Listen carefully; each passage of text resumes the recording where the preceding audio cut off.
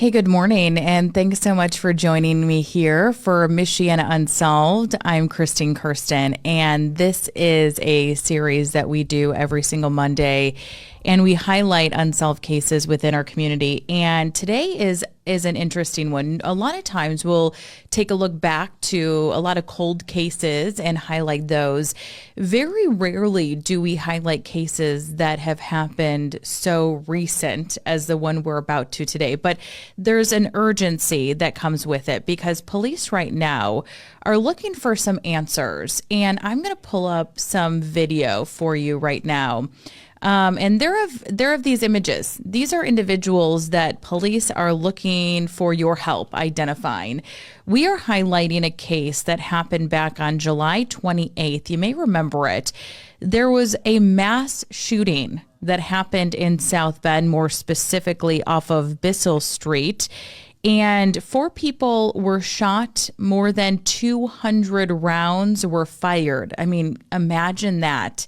You don't have to try to imagine, actually, because this morning we have never before seen photos, as you're looking at right here, of individuals that police believe were involved. And they are asking you right now to speak up, to contact the South Bend Police Department or Michiana Crime Stoppers, which you can remain anonymous, if you have any idea who these individuals are. And they're looking for your help. And before we go any further, I'm going to bring up the conversation that Lieutenant Kayla Miller and I had about this case so you can really understand what it's about. But just know police need your help. They're having very little cooperation. And don't forget, there are ways to remain anonymous. So not only are you going to see more of these photos, you are actually going to hear 32 seconds, just 32 seconds of more than 200 shots being fired. Again, it's something that can only be described as a war zone. So I'm going to let her take it away, and we're going to circle back as soon as we hear the full story. So this is Michiana Unsolved. I'm Christine Kirsten. Have a listen. All right, we're talking July 28th. So again, just a few weeks ago. It was just after 1 a.m. All right, we're talking July 28th. So again, just a few weeks ago. It was just after 1 a.m. when South Bend police were dispatched to the 1300 block of Bissell Street for the report of a shooting. Just moments before that, and it may have been just prior to that dispatch even, an off-duty officer was working several blocks away from there and called out on the radio that he heard 50 to 70 shots being fired. Then radioed again and said they heard more shots being fired. And as officers arrived, they quickly found one victim in the 1200 block of Bissell. Then they found another and another. 3 victims were found that night, and the following day, a 4th victim self-transported to the hospital, turning this into a quadruple shooting. As you mentioned, that's 4 victims in this one incident. One of those victims still remains in serious but stable condition. Due to the severity of the situation, this violent crimes unit for South Bend Police Department was called in immediately, and they started their investigation, canvassing the area, trying to talk to victims that they could. Unfortunately, most of the people that were there took off and did not speak with officers. And even after Chief's plea, we still don't have a lot of cooperation. But what we do know is that there was a crowd of upwards of 200 people in that area. There were over 200 shots fired and more than 2 dozen guns firing. The scene itself extended over 2 blocks. Now, the detectives have said that they do believe that the initial exchange of gunfire was isolated, but that it then basically kicked off like a domino effect, and it was people just hearing the shots and starting to fire. And I don't even have words to describe what it was like. Christine, I'm just going to play it for you.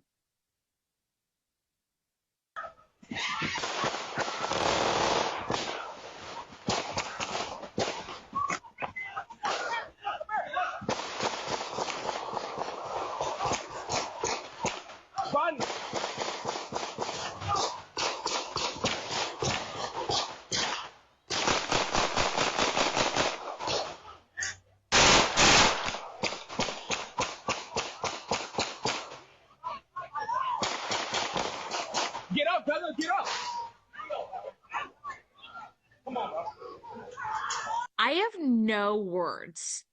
I told you there's no words to describe it. I sit here and I'm sitting here like, one, it sounds like people are just doing 4th of July fireworks, by the way. It's just like, let's just let off these things.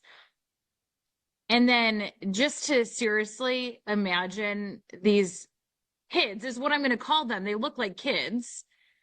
It's just like busting out guns, firing into the air. It's like I'm imagining 200 people in this area, and it's like you hear gunfire, so no, I'm going to pull out my gun and I'm going to shoot. And it's like you don't even know where you're shooting. Like, what are you doing? That's just it. They didn't know where they were shooting. They didn't know they didn't know anything really. And when I hear it, it makes me think of a war movie. You know, 100%. that this is something that happens in other countries in the middle of a war zone, and that it doesn't happen in South Bend, but this happened in South Bend less than a month ago. You have this kid being like, get up, I got you. Like, what do you mean you got them? You don't have them. You don't have them. You don't know what you're doing. There Like, were there were shots being fired just in general directions. There's shots being fired in the air. Like all of those bullets go somewhere. I said we have over 200 rounds that were fired. The fact that we have 4 people that were injured we're insanely miraculous. lucky. Yeah. That, who knows what other kind of injuries, sprained ankles, twisted ankle, just who knows what else happened trying to get away from that. I can't imagine being in the middle of that as a teenager, young adult, or grown adult. But now we have to take into consideration, what about the people that live there?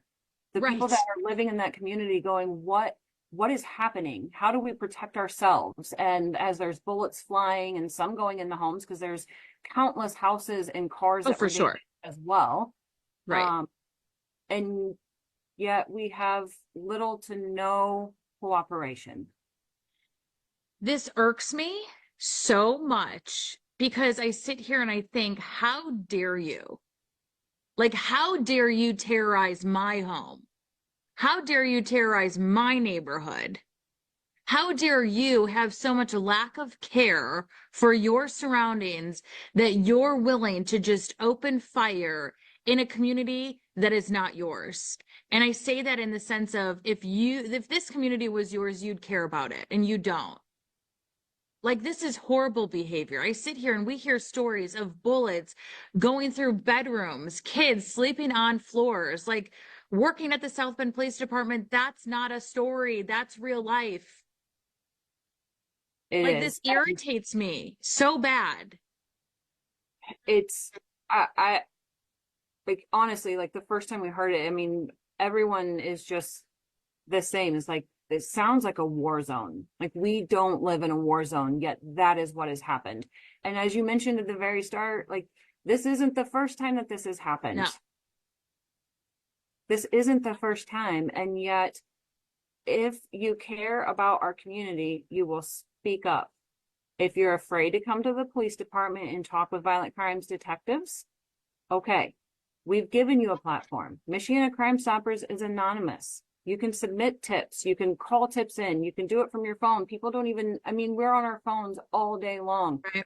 Texting, looking at TikTok all day, but yet we can't submit tips to help our community. I sit here and I think, like, when are we going to wake up? When are we going to wake up and stop using the excuse of I'm scared to speak out? It's like if everybody around us spoke up, we wouldn't have to live in this position. We talk about it all the time. We have a choice. We're living in this because no one's making that choice. And we needed to make the choice. I could go on my soapbox all day. I want to talk a little bit more about this case. So Bissell, is this a park that this was in, or was this just in the middle of the street in a residential area? What exactly was around during this time? So Bissell is up near, it's on the northeast side of town, Okay. off of Eddy Street, in that area near Cook Willard Park. Okay. So that's kind of the area that we're talking about there. And you mentioned something, and before we do too much else, I have a little bit of soap left for my box. Yeah. Okay, go ahead. We talk about, you said something and you said being afraid to say something. Well, I'm afraid of that. That's what we're afraid of. That war zone, those 200 rounds being fired, over 200 rounds being fired, that's what we should be afraid of. And that's what should push us to continue to work together.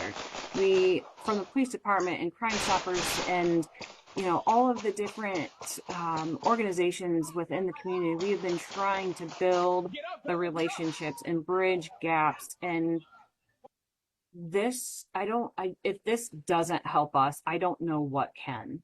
I Yeah. really don't. Again, the fact that we have 4 victims is miraculous. It's horrible, but also miraculous in that there was no regard for anyone's life during this event. None. And again, we do have a victim who remains in very serious condition. They're stable, but very serious condition still at this point. So I don't want to take away from that victim Right. in the midst of all this as well. So 4 people that were shot, 1 still has very serious injuries. They are still trying to recover from those, and it's going to be a very long road of recovery for especially that one. So again, the South Bend Police Department's Violent Crimes Unit, the lead detective on this, has scoured through an immense amount of social media and surveillance and has provided some pictures of individuals that they are still trying to identify, figure out who they are, try to locate them. And just so you know, again, there's going to be some of the photos aren't great, but it's what we have to work with. That's the nature of the job, unfortunately. So we're going to share some of those photos now. Yeah, so we're going to take a look at these. Tell me a little bit about who we're looking at. Individuals believed to just been there, or individuals believed to have been in possession of guns and believed to have been shooting those guns. Yeah, and so in some of these pictures, as you can see, there are firearms in their hands. And so we are very confident in saying that we have people that we know that these people were there for sure. Obviously, they're on video surveillance or social media. We've been able to pinpoint that they were there. There's people we're seeing them with guns in their hands. And then ultimately, like I said, we've got over 24 guns that were fired at this scene. And that's just what we were able to collect and go, like, there could be many more. There could have been people there that had guns and didn't fire. So I do want to say that as well. So there may have been people on scene that had firearms and they didn't participate in this domino effect of just shoot because we heard shots being fired. And if that was you, thank you, because you're a responsible gun owner and responsible with that firearm. To have a firearm and hear shots and then just blindly fire and not know what you're firing at or why you're firing is irresponsible, and it's Makes no reckless. sense. Yeah. And that's what we're working to identify. So 4 victims, 1 is still in serious condition. The other 3 have, I'm assuming, been released from the hospital or doing okay. Yes, released and doing well. Yeah. As well as could be considered. I mean, this is a very traumatic event, right? So physically they may be healing from their wounds, but again, if you were in the midst of this, it had to have been traumatic. And I do also want to say, like, when we use the term non-life threatening, by the way, that just means you're not going to die. That doesn't mean you're not in serious pain and you don't have massive injuries. That just means you're going to live. So I want to make that clear, because I think we get so used to, especially in the media, saying, oh, this individual non-life threatening injuries, you think it's a scab. It's not. Sometimes they literally broke their legs, their femurs, their arms, their collarbones, whatever. Like, these are painful injuries that are going to need rehab a lot of times in order to get back. Right. And it's something that it could potentially be painful for the rest of their lives. Right. It could be an injury that causes them discomfort and or even just like disability means a little bit more, but like it could cause them some serious damage for the rest of their lives. It could be short-lived and it could be a long term. You don't know. And quite honestly, you don't know when it's going to creep back up. Again, that's on the physical side. The mental side of it, the emotional, that could be a forever damage. Michiana Crime Stoppers, Michiana Crime Stoppers, just so many different ways that you're able to submit an anonymous tip. And I'm going to bring this back up here just because it's so important to see. It's so easy. You can call them. You can go on your computer. You can go on your smartphone and download the app. It's so easy. As you can see, I got a little passionate about this one, you could say. And I hope you do too. And I hope that hearing the sounds of that gunfire, I hope that seeing these images and realizing that right now, in real time today, police are looking and asking for your help, identifying these individuals that you are looking at right now. If you're just joining us, this week we are highlighting that mass shooting that happened just a couple of weeks ago, July 28th. It was a Sunday. It happened around the 1300 block of Bissell in South Bend. About 200 people or more than 200 people were hanging out when shots rang out. We're talking more than 200 shots were fired from at least 24 different guns. 4 people shot. And we're saying, thank God only 4 people were shot, because to hear the gunfire, to think in this neighborhood, people were just taking out their guns and shooting recklessly, really having no idea where more than 200 bullets were going to fall. Imagine that. And that's where that passion comes from. That's where that anger comes from, because nobody should be living in what can only be described as a war zone from this situation. So please share this on social media. If you don't have any answers, you never know who is going to be connected to your page that may know something or be able to identify these individuals. If you know who they are, please, please, please contact the South Bend Police Department. At the very least, remain anonymous by calling Michiana Crime Stoppers. And I do want to just play this audio for you one more time. Thank you, Autumn, for saying that you don't blame me for getting passionate, because it breaks my heart. I mean, seriously, to sit here and imagine not only the people who are gathering, but the people who live there. I mean, I think about me at night going to bed thinking, I hope I'm safe. I hope my child's safe, my child. And then someone is willing to aimlessly shoot a gun that has no idea where those bullets are going to go and could go into my home and hit me, could hit my kid, could hit my animal, like ruin my property, my car, my home. These are expenses. This is just zero regard for anybody's life. So if you're just joining me, obviously you're seeing brand new images that we've never seen before of individuals. Police want to know who they are right now. But I also want you to hear this sound.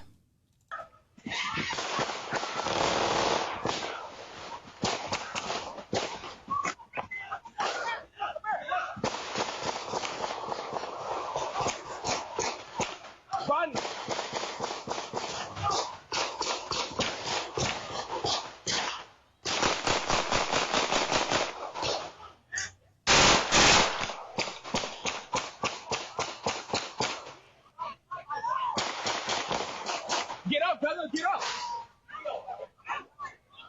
Come on, bro. No words. Can you imagine? Can you imagine?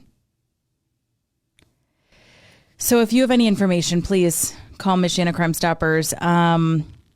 This extended about 2 blocks. Again, 4 victims. 1 remains in serious but stable conditions right now. Again, very little cooperation, if not no cooperation with police right now.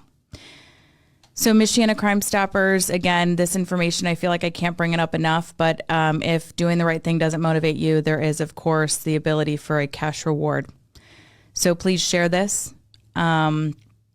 It's so important for our community, for what we have to do. And I thank you so much for taking the time to join me on here. I just try to continue to bring these stories to our community with the hopes that we can help. And if we do it together, we certainly can. And I truly do believe that. So again, thank you so much for joining me. I'm Christine Kirsten. This is Michiana Unsolved, and I'll check in next week with a brand new case. Thanks so much for joining us. Appreciate it.